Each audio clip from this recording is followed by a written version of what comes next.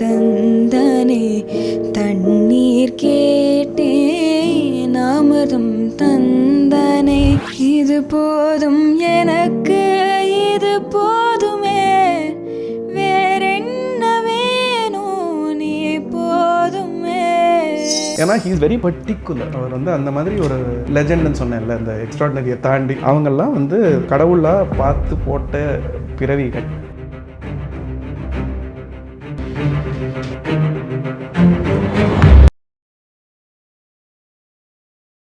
இப்போ மூவியில் ஏதாவது தப்பு நடந்தால் கூட நம்ம பார்த்து தெரிஞ்சுக்கலாம். ஆனால் வந்து நம்ம வாசிக்கும்போது இந்த ஒரு பாட்டு ரெக்கார்ட் பண்ணும்போது உள்ளே நிறைய தப்புகள் நடக்கலாம். அங்கே நடக்கிற கலாட்டாக்கள் ஏதாவது வந்து உங்களால் மறக்க முடியும்? இப்போ நான் வந்து வாசித்ததுலேயே நிறைய தப்புகள் இருந்தது, எனக்கே தெரியும். ஆனால் எனக்கு தெரியும், அதுதான் முக்கியமான விஷயம். நிறைய நடந்திருக்கு, இதெல்லாம் நிறையவே நடந்திருக்கு. அதுவும் வந்து சில செக்ஷன்ஸ் எல்லாம் வந்து கம்ப்ளீட்டாக முதல்லேருந்து திரும்பி வாசிக்க வேண்டியதெல்லாம் நிறைய வரும். ஏன்னா நம்ம கரெக்டாக வாசித்தா கூட இன்னொரு இன்ஸ்ட்ருமெண்ட் வந்து எங்கேயோ தப்பாக போயிருக்கோம், அதனால் முதல்லேருந்து பண்ணோம். இப்போல்லாம் வந்து பஞ்ச் ரெக்கார்டிங்லாம் வந்துருச்சு. ஸோ விச் மீன்ஸ் உங்கள் செக்ஷனை மாத்திரம் தனி ட்ராக்காக பண்ணுறதுனால we can always punch it. But சேர்ந்து வாசிக்கும் போதெல்லாம் நிறைய மிஸ்டேக்ஸ், நிறைய அந்த மாதிரி 1-2 இல்லை சார், அந்த மாதிரி 40,000 வந்திருக்கும். பட் நிறைய அடி வாங்கியிருக்கேன், நிறைய குட்டெல்லாம் வாங்கியிருக்கேன் நிறைய மியூசிக் டைரக்டர்ஸ் கிட்டேருந்து. அடினா அப்படி அடி இல்லை, சும்மா இப்படி இருந்து இப்படின்வாங்க. மறக்க முடியாது. லைவ் ஷோவில் ஒரு வாட்டி என்னன்னாக்கா ராஜா சார்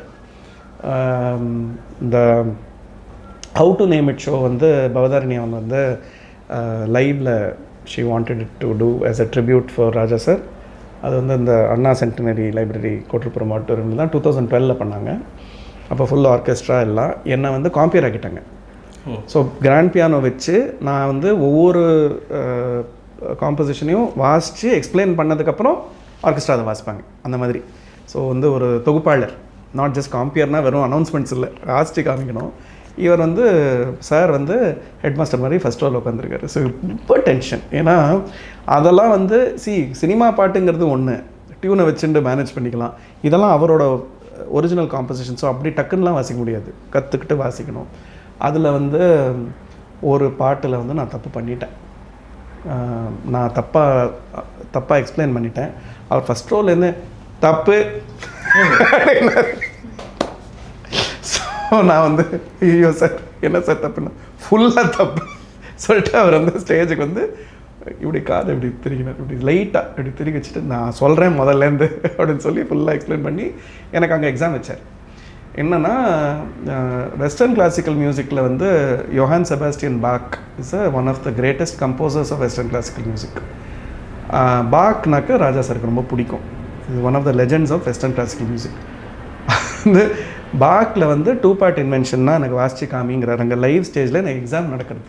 ஓகே ஏன் சார் அப்படின்னா வாசி அப்படின்னா இதுதான் வாசித்தேன், இதையும் காமிச்சிடுறேன் நான் உங்களுக்கு.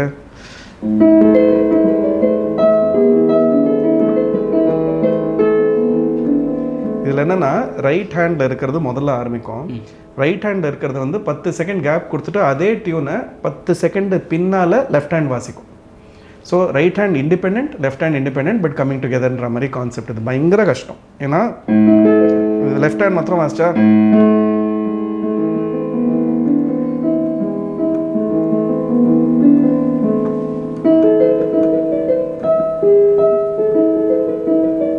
அதே டியூன் தான், பட் இது சைக்கிள் கேப் கொடுக்குறோம்ல. முதல்ல இது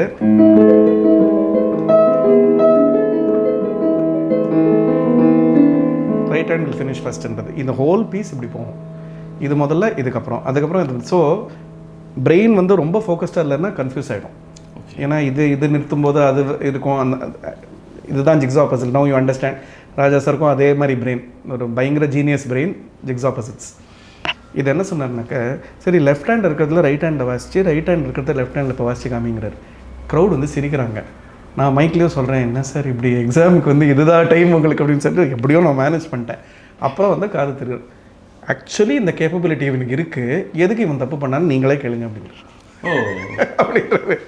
so of course you have to take it with pinch of salt. நமக்கு அப்படியே எனக்கு கண்ணெல்லாம் செவந்து போய் எல்லாருக்கும் முன்னாடி இப்படி எக்ஸாம் வச்சு. ஏன்னா ஹீ இஸ் வெரி பர்டிகுலர்.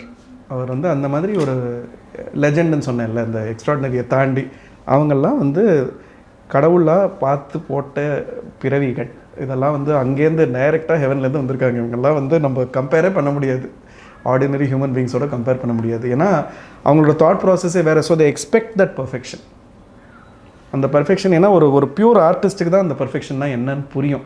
இது மேனேஜ் பண்ணிக்கலாம், அட்ஜஸ்ட் பண்ணிக்கலாம், இது ஓகே ப்ரோ அப்படின்லாம் பண்ண முடியாது அவங்களோடலாம். You have to do it exactly like this, இல்லைன்னா it doesn't make sense, right? அந்த ஒரு எக்ஸாக்டிடியூடில் நிறையவே இதெல்லாம் வந்து ஏர்லி ஏஜஸில் வந்து கிளாசிக்கல் மியூசிக் ட்ரைனிங் இருக்கிறதுனால இதனோட இம்பார்ட்டன்ஸ் எனக்கு தெரிஞ்சிருக்கு.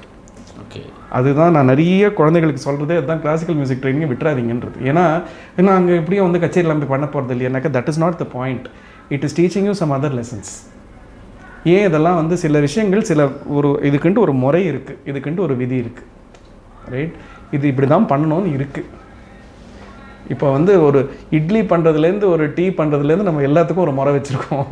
அப்போ மியூசிக் மாதிரி ஒரு பியூட்டிஃபுல் திங்க் எப்படி முறை இல்லாமல் இருக்கும்? நீங்கள் பரவாயில்ல அட்ஜஸ்ட் பண்ணிக்கலாம் ப்ரோனாக்கா மியூசிக்கே இருக்காது. உளுந்து எக்ஸ்ட்ரா போடல இட்லி கல்லாயிடுது. நமக்கே தெரியாதுல்ல, வீட்டில் கம்ப்ளைண்ட் பண்ணுறதில்ல, உப்பு கொஞ்சம் ஜாஸ்தி ஆச்சுன்னா கூட நல்லா இல்லைன்னு சொல்கிறோம்ல, அந்த மாதிரி தான்.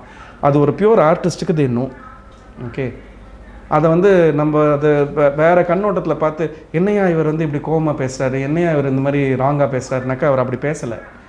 அவர் இஸ் அன் ஆர்டிஸ்ட். ஒரு எப்படி ஒரு லியோனார்டோ டாவின்சியோ ஒரு ரெம்பிராண்டோ ஒரு எம்எஃப் ஹுசைனோ நம்ம வந்து கிரேட் பெயிண்டர்ஸ்னு சொல்கிறோமோ, is a great painter of music. அந்த பெயிண்டிங்கை வந்து அந்த மாதிரி ஒரு அழகான அந்த பர்டிகுலர் கலரிங் ஷேடிங் சரியாக இல்லைன்னா அந்த ஆர்டிஸ்ட்டுக்கு அது தெரியும். 70 பேர் வாசிக்கும் போது கூட அந்த பியானோவில் அந்த ஒரு நாட் ராங்காக போச்சுங்கிறது அவருக்கு அதுக்கு தெரியும். அது ஒரு எபிலிட்டி. உன்னிப்பாக அந்த அளவுக்கு கேட்பாருங்க சார், ஏன்னா அது அவருக்கு ரத்தமே அதில் இருக்குது. So understanding that kind of perfection, these are great legends. இது வந்து எனக்கு கிளாசிக்கல் மியூசிக்கில் இந்த மாதிரி நிறைய அனுபவங்கள் இருக்குது. சினிமா இத்தனை நிறையா பேசிகிட்டு இருக்கோம், கிளாசிக்கலில் இது நிறைய பேருக்கு இந்த மாதிரி தட் ப்ரிசிஷன். இந்த நோட் வரலன்னாக்க தென் இட் இஸ் ராங், அவ்வளோதான்.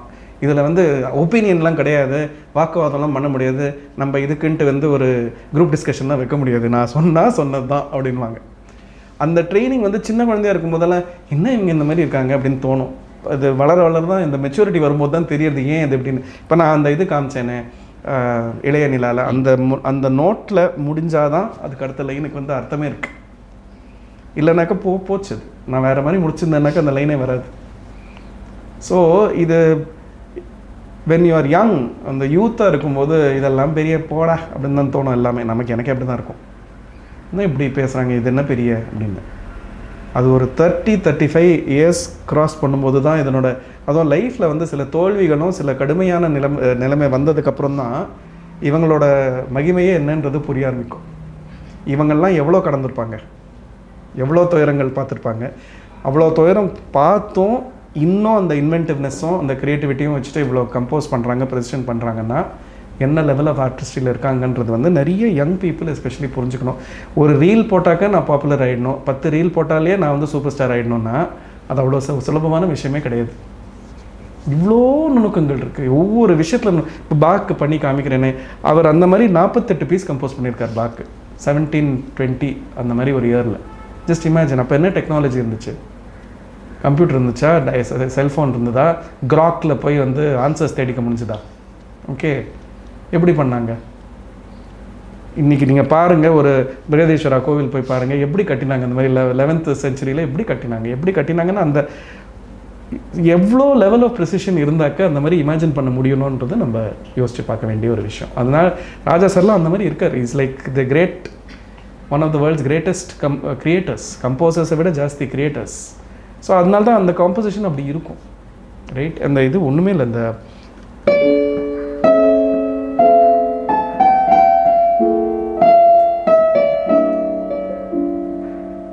பூபாலம் இசைக்கும் பூமகள் ஊர்வலம் அப்படின்னு ஒரு பாட்டு இருக்குது. அதில் கார்ட்ஸ் அதுக்கு என்னன்னாக்க லெஃப்ட் ஹேண்டில் குரோமேட்டிக் டவுன்வர்ட் சீக்வன்ஸ்னு சொல்லுவோம். இட் இஸ் ஜஸ்ட்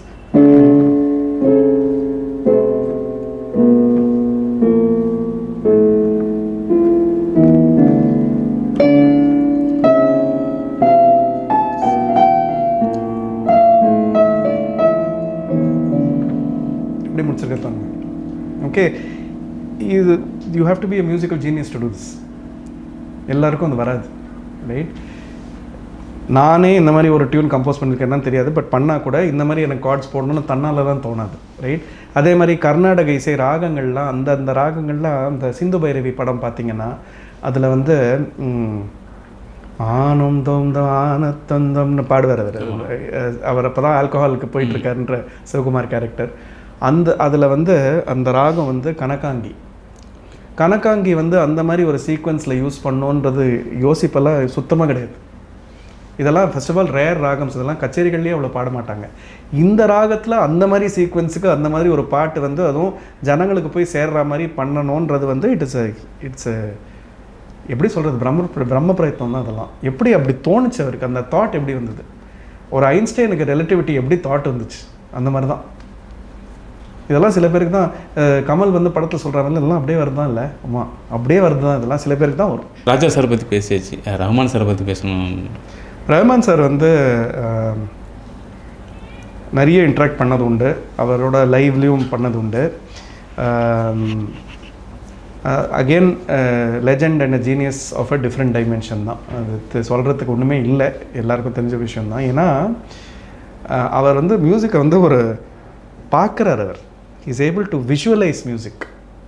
எப்படி நம்மலாம் ஒரு ப்ரோ டூல்ஸ் பார்த்தோம்னாக்கா ஒரு ஸ்க்ரீனில் வந்து மியூசிக் வந்து ஒரு லேயர்டாக தெரிகிற மாதிரி அவருக்கு அப்படியே கண்ணில் தெரியுது, எந்த காம்பினேஷன் எப்படி போட்டாக்கா எப்படி சரியாக வரும் அப்படின்னு. எனக்கு அவரோட ரொம்ப ஒரு ஃபேவரட் மெமரி என்னென்னா மியூசிக் சம்மந்தப்பட்ட விஷயம், நாட் ரியலி, பாம்பே ஏர்போர்ட்டில், பழைய பாம்பே ஏர்போர்ட்டில் எனக்கு நல்ல ஞாபகம் இருக்குது. அவர் வந்து வெயிட்டிங் ஏரியாவில் அவர் சும்மா உட்காந்துருக்காரு, அவரை சுற்றி எல்லாம் செல்ஃபி எடுத்துகிட்டு போயிட்டுருக்காங்க, அவர் அது கண்டு கூட இல்லை. அவர் இந்த காதில் வந்து இயர்ஃபோன்ஸ் போட்டிருக்காரு, ஐபேட் வச்சுட்ருக்காரு, இன்னொரு சீக்வன்சர் மாதிரி அவர் பக்கத்துலேயே இருக்கார், எங்கள் வெயிட்டிங் ஏரியாவில். ஓகே, நம்மெல்லாம் டப்பா பிரியாணின்னு உட்காந்துருப்போம்ல அந்த ஏரியாவில் அவர் வந்து, அதுவும் பழைய Bombay airport, just about to board the flight. ஏன்னா அப்போ பாம்பே ஸ்டூடியோ கட்டிகிட்டு இருந்தார், அப்போ he was going very frequently. நான் பார்த்தேன், அவர் வந்து நான் ஒரு பக்கத்தில் உட்காந்தேன், ஒரு ஸ்க்ரீனில் வந்து is listening to some music from Argentina, இன்னொன்று வந்து is listening to something else is mixing. இது ரெண்டும் கம்பைன் பண்ணால் நல்லா இருக்கும்ல அப்படிங்கிறாரு. எங்கே ஒரு 1000 பேர் அவரை சுற்றி செல்ஃபி எடுத்துகிட்டு அங்கே ஒரு கலவரம் நடந்துகிட்ருக்கு, மியூசிக்கை பார்த்துட்ருக்காரு. என்ன வேணாலும் பண்ணிக்கோங்க, என் வேலையில் இல்லை அதுவும் சச். அண்ட் என்னை பார்த்துட்டு லைக், ஹே நீ எப்படி இருக்க, இந்த மாதிரி டைம் வேஸ்ட்லாம் கிடையாது, இது நல்லா இருக்குமா அப்படிங்கிறாரு. இன்ட்ரெஸ்டிங் இல்லை இந்த காம்பினேஷன், வாட் நைஸ் டெக்ஸ்டர் அப்படிங்கிறாரு. எதுக்கு இதெல்லாம் எனக்கு ஞாபகம், அவருக்கு ஞாபகம் இருக்காது, எனக்கு நல்லா ஞாபகம் இருக்குது. ஏன்னா I was amazed and stunned that in the middle of this chaos அவர் எப்படி வந்து இங்கே உட்காந்து எப்படி மிக்ஸ் பண்ணுறாருங்கிறதே எனக்கு ஒரு பெரிய வியப்பு. இது மிக்ஸ் பண்ணுற இடமா இது அப்படின்னு. ஆனால் அவர் பாட்டுக்கு அவர் பண்ணிகிட்ருக்காரு, அவ்வளோதான். Something is getting created out of him every minute, அவ்வளோதான். ஏன் இதெல்லாம் நான் பாயிண்ட் அவுட் பண்ணுறேன்னாக்க, what is making these great people கிரேட்டுங்கிறது வி மஸ்ட் அண்டர்ஸ்டாண்ட். மியூசிக் நல்லா இருக்குது, மியூசிக் நல்லா இருக்குன்னா மியூசிக் நல்லா தான் இருக்கும், நிறைய பேரோட மியூசிக் நல்லா தான் இருக்கும், but look at their personalities. Balu sir பற்றி ஒன்று சொன்னேன், ராஜா சார் பற்றி 2-3 விஷயம் சொன்னேன், ரஹ்மான் இது சொல்லிட்டு இருக்கேன். அண்ட் ரஹ்மான் வந்து அவரோட பேசும்போது நம்ம தாழ்வு அவர் உயர்வு அப்படின்ற ஒரு ஃபீலிங் கொடுக்க மாட்டாருங்க. நான் என்றைக்குமே அவர்கிட்ட அதை எக்ஸ்பீரியன்ஸ் பண்ணது கிடையாது, பந்தாவே கிடையாது. நார்மலாக பேசுகிறேன், அவ்வளோதான். இப்போ நம்ம பேசுகிற மாதிரி தான் பேசிகிட்டு இருப்பார், அவ்வளோதான். எதுக்கு இதெல்லாம் வந்து இம்பார்ட்டன்ட் சொன்னாக்க, இட் இஸ் அபவுட் மியூசிக், அவ்வளோதான். Let's be professional, it's about music. We have to credit him for bringing that professionalism into interactions, right? Why அவரால் ஒரு ஆர்மி எப்படி கிரியேட் பண்ண முடியறதுன்னா அந்த ப்ரொஃபஷனலிசம். இப்போ ஒரு ஆர்கனைசேஷன் செட்டப் பண்ணும்போது, நான் டீம்ஸ் இப்போ செட்டப் பண்ணுறேன்னா என்னோடய ஆர்கனைசேஷனில், அதில் வந்து எப்படி யாருக்கு எந்த ரோல் கொடுக்கணும், அந்தந்த ரோலுக்கு எவ்வளோ மரியாதையும் மதிப்பும் கொடுக்கணும், எப்படி அவங்கள இன்சென்டிவைஸ் பண்ணுங்கிறது ஒரு as a business owner I am திங்கிங்னோ. அவர் அப்படி தான். ஒரு மியூசிக்குன்னு ஒரு ஆர்மி க்ரியேட் பண்ணணுன்னாக்கா, ஹவு டு ஐ திங்க் லேர்னிங்க்கு I must create a conservatory. இவ்வளோ பேர் வந்து இப்போ என் கடையில் மிக்ஸ் பண்ணுறாங்கன்னா அவங்களுக்கு வேரியட் எக்ஸ்பீரியன்ஸஸ் கொடுக்கணும். So they must not be working only in Tamil cinema, they must be working also அனிமேஷனோடவும் ஒர்க் பண்ணுவாங்க, இதுவும் பண்ணுவாங்க. இது how will we expand that palette, right? இப்போ டெக்னாலஜி எப்படி வந்து how can we use it towards the best effects அப்படிங்கிறது வந்து எப்போ பார்த்தாலும் அதில் குறியில் இருக்காரு. இந்த டெக்னாலஜி வருதா, இது வருதுனாக்க சும்மா அப்படின்னு பார்க்கறதுக்கு இல்லை. How can we use this, right? What can we do to make the tapestry a little better? அந்த ஒரு ability is it's a visionary, right? அதான் is visualising music, is a visionary, அப்படி தான் நான் யோசிப்பேன். எனக்கு அவரோட பாடல்கள் எல்லாமே பிடிக்கும். அதுவும் எப்படி அதுலேருந்து இதுதான் பிடிக்கும்னு சொல்கிற மாதிரி இது எல்லாமே நல்லா தான் இருக்கும். But because of the classical base I will request you to sing மலர்கள் கேட்டேன். மலர்கள் கேட்டேன் வனமே தந்தனே, தண்ணீர் கேட்டேன் அமிர்தம் தந்தனே. மலர்கள் கேட்டேன் வனமே தந்தனே, தண்ணீர் கேட்டேன் அமிர்தம் தந்தனே. எதை நான் கேட்பேன்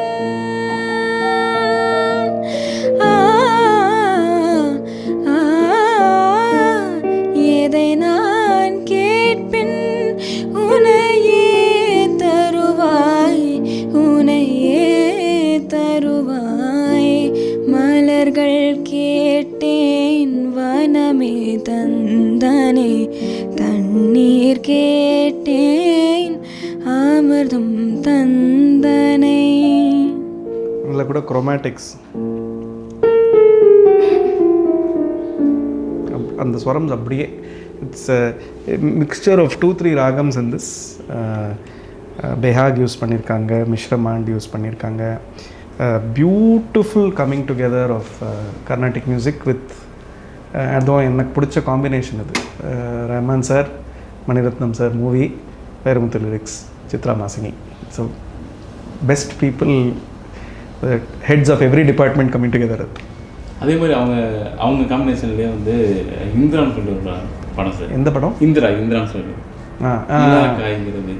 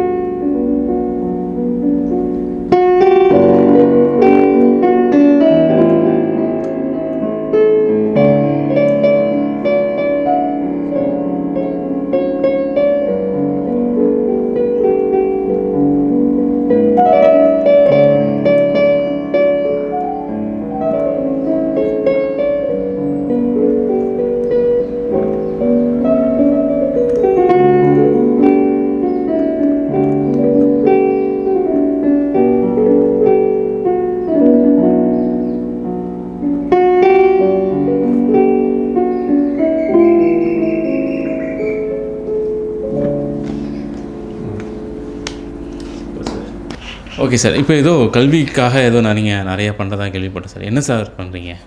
ஸோ 2013 வந்து ராப்சடின்னு சொல்லி ஒரு மையம் நான் வந்து ஆரம்பித்து வச்சேன். எதுக்குன்னா, என்னோடய மேல் படிப்பு, அயல்நாட்டில் படித்த மேல் படிப்பே வந்து எப்படி இருந்ததுனாக்க, மியூசிக்னால் வரக்கூடிய பிரெயின் பெனிஃபிட்ஸ் என்னங்கிறது தான். இந்த நியூரோ சயின்ஸ் அப்படின்னு சொல்லுவோம்.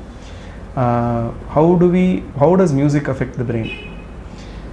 அதாவது மியூசிக் கேட்கறதுனால வந்து நான் வந்து மியூசிஷியன் ஆகிடணுங்கிறது is not the only point of music. Music இல்லாமல் நம்ம யாருக்குமே வாழ்க்கை கிடையாது. எல்லாருக்குமே ஒரு மூச்சே மியூசிக் தான். பட் ஒரு 100 பேர் எடுத்துட்டோம்னாக்கா அதில் வந்து 5 பேர் மியூசிக்கில் வந்துடுவாங்க. மிச்சம் 95 பேருக்கு அதனால மியூசிக்கில் பங்கு இல்லைன்றது ஆகிடாது. அந்த மியூசிக் வந்து அந்த மிச்சம் 95 பேரையும் அவங்களோட பிரெயினுக்கு ஒரு ஏதோ எஃபெக்ட் பண்ணிகிட்ருக்கு, மெமரியை வந்து இம்ப்ரூவ் பண்ணிகிட்ருக்கு. அதே மாதிரி நமக்கு வந்து புரிகிற சக்தியை இன்க்ரீஸ் பண்ணிகிட்ருக்கு, கான்சன்ட்ரேஷன் இன்க்ரீஸ் பண்ணிகிட்ருக்கு, கோஆர்டினேஷன் இன்க்ரீஸ் பண்ணிகிட்ருக்கு. ஸோ இதெல்லாம் ஸ்டடி பண்ணுறது தான் என்னோட மேல் படிப்பாகவே இருந்தது. எப்படி மியூசிக்கும் சயின்ஸும் நம்ம வந்து ஒன்றா சேர்ந்து படிக்க முடியும் அப்படின்றது. 2013 ராப்சடின்னு ஒரு மையம் நான் ஸ்டார்ட் பண்ணதுக்கு காரணமே என்னென்னா, குறிப்பாக அதுவும் நீங்கள் பார்த்தீங்கன்னா கவர்மெண்ட் ஸ்கூல்லையோ கார்ப்பரேஷன் ஸ்கூல்லையோ படிக்கிற பசங்களுக்கெல்லாம் வந்து இப்போ ஒரே ஒரு டெக்ஸ்ட் புக்கில் இப்போ வேறு என்னமோ பிரச்சனைகள்லாம் ஓடிட்டுருக்கு இப்போ கல்வியில். பட் ஒரு டெக்ஸ்ட் புக்லேருந்து நம்ம சொல்லி கொடுத்துட்டாக்க 30 பசங்களுக்கும் ஒன்றும் புரிய போகிறதில்ல.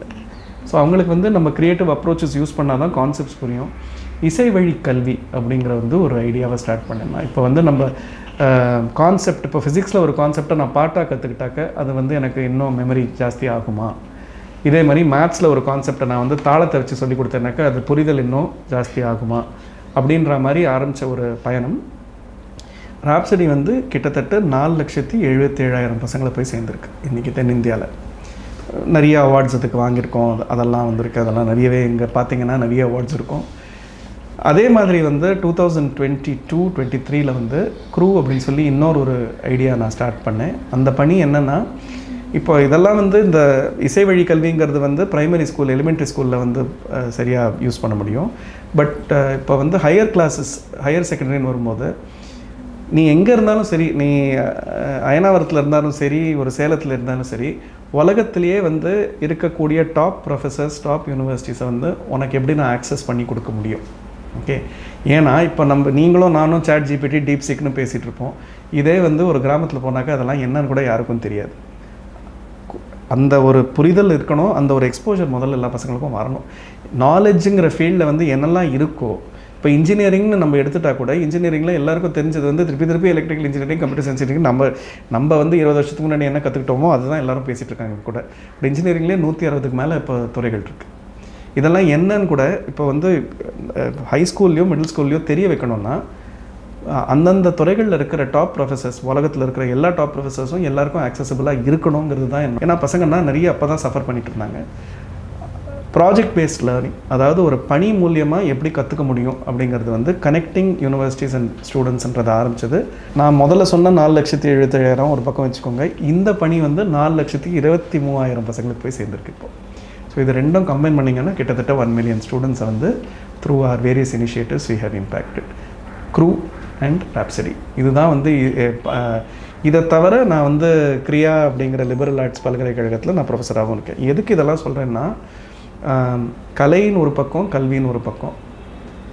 கலை தான் கல்வி, கல்வி ஒரு கலை, ரெண்டுலாமே ஒன்று தான். இன்ஃபேக்ட் வந்து உங்கள் சார் கூட அன்றைக்கி பேசும்போது கேட்டார், இது என்ன இது 2 செப்பரேட்டாக இருக்கேன்னு. இது செப்பரேட்டே இல்லையே அப்படின்னு. இது எல்லாமே ஒன்று தான். நீங்கள் யோசித்து பார்த்தீங்கன்னா இந்த பக்கம் கலைன்னு சொல்லுவேன், இந்த பக்கம் கல்வின்னு சொல்லுவேன், நடுவில் இருக்கிறது கருவி. இதுதான் ராப்சடி, க்ரூ எல்லாமே பார்த்தீங்கன்னாக்க how can we use music, how can we use arts to make life better, right? The purpose of art, இது எதுக்கு சொல்கிறேன்னா, இப்போ எல்லோரும் ஸ்கூலில் வந்து நமக்குலாம் வந்து பிடி கிளாஸ் நடக்கும்.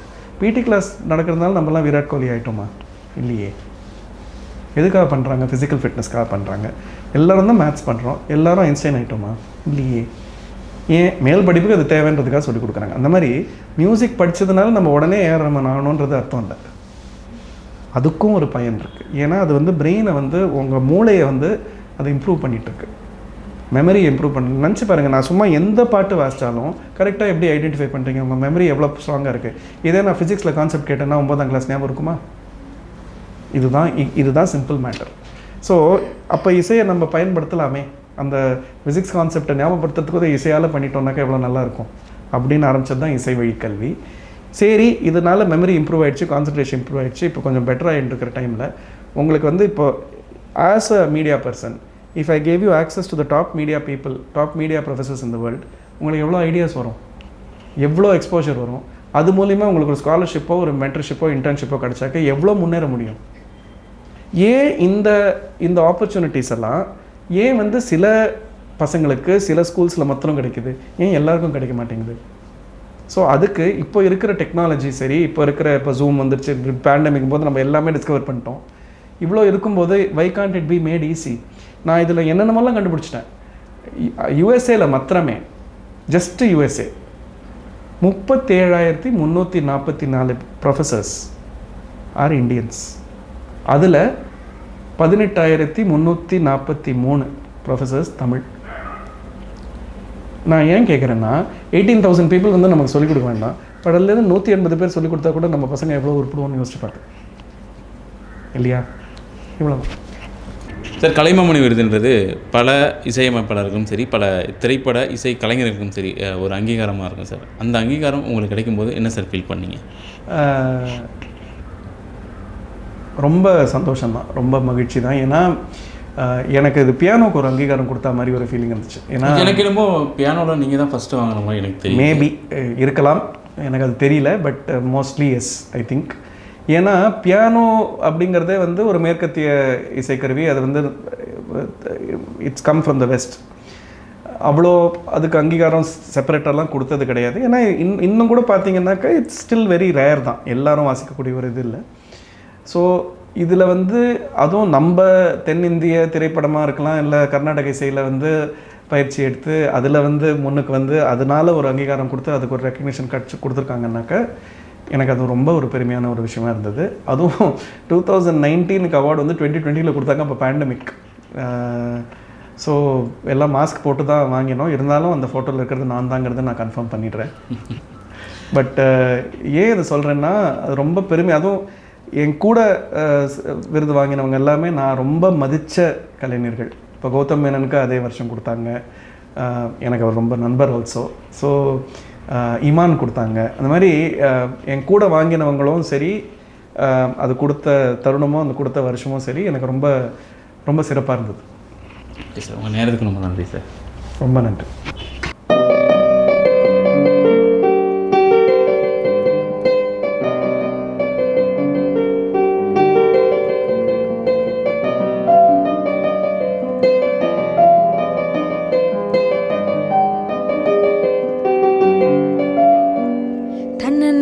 நிற்குது மோக சுக்குது வார்த்தை திக்குதம்மா, நெஞ்ச பூட்டி வச்சது வந்தோட சட்டம்மா.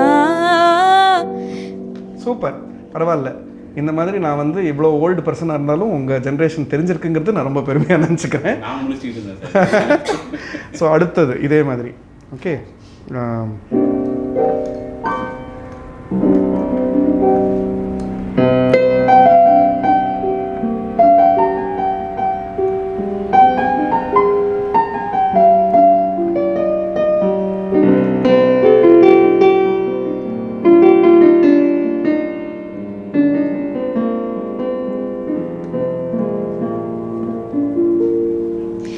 இது போதும் எனக்கு, இது போதுமே, வேறென்ன வேணும் நீ போதுமே.